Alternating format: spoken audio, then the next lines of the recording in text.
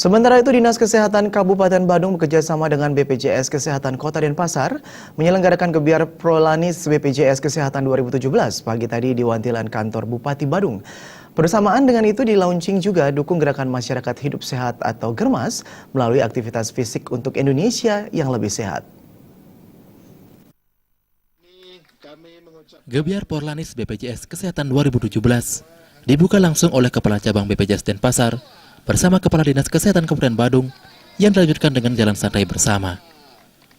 Program pengelolaan penyakit kronis Prolanis adalah sistem pelayanan kesehatan dan pendekatan proaktif yang dilaksanakan secara terintegrasi yang melibatkan peserta, fasilitas kesehatan, dan BPJS Kesehatan dalam rangka pemeliharaan kesehatan bagi peserta BPJS Kesehatan yang menderita penyakit kronis untuk mencapai kualitas hidup yang optimal dengan biaya pelayanan kesehatan yang efektif dan efisien. Pada sambutannya, Kepala Cabang BPJS Denpasar, Kiki Krismar Marbun mengatakan, BPJS Kesehatan Kantor Cabang Denpasar telah membayarkan pelayanan kesehatan bagi peserta yang cukup besar. Di tahun 2016 sudah mencapai 843 miliar, dan di bulan April tahun 2017 sudah mencapai 365 miliar, dan diperkirakan pada akhir tahun 2017 kira-kira mencapai 1 triliun. Di mana pelayanan kesehatan ini terserap untuk membiayai kesehatan penyakit-penyakit yang sifatnya generatif kronis seperti gula tinggi, hipertensi, jantung, stroke, dan penyakit kronis lainnya. Tidak berorientasi kepada kuratif dan rehabilitatif atau mengobati ketika sudah sakit dan dengan ada komplikasi, tetapi lebih kepada pencegahan penyakit.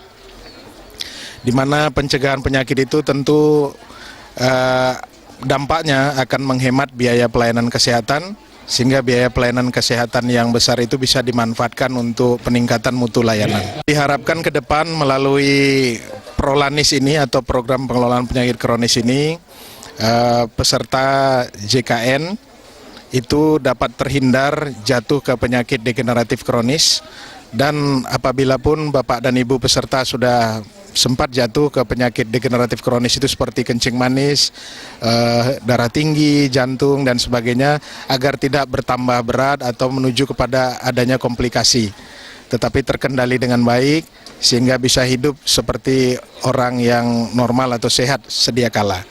Pada kesempatan tersebut, Kepala Dinas Kesehatan Kabupaten Badung, Gede Putra Suteji menyampaikan, gerakan masyarakat hidup sehat berhubungan dengan Hari Kebangkitan Nasional.